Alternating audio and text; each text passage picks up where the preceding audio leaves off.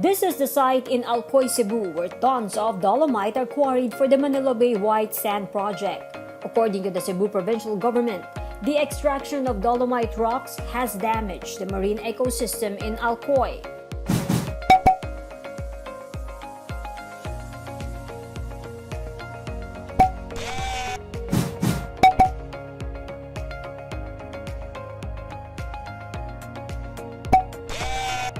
Cebu Governor Gwen Garcia has asked the Environmental Management Bureau to investigate.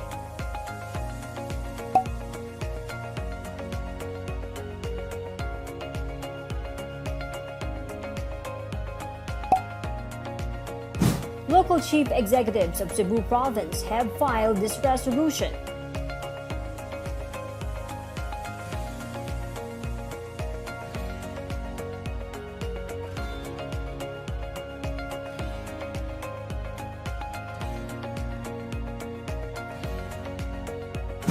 Supporting the stand of the capital against the transport and sale of dolomite from Alcoy. Signing the resolution are 47 town and city mayors of Cebu.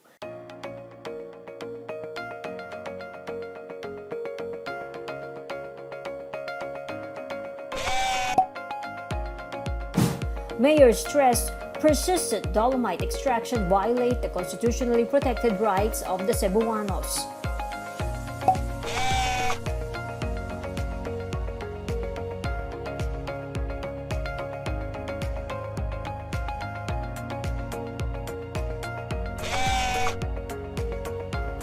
The Lady Governor has earlier issued a cease and desist order banning the transport of dolomite from Alcoy.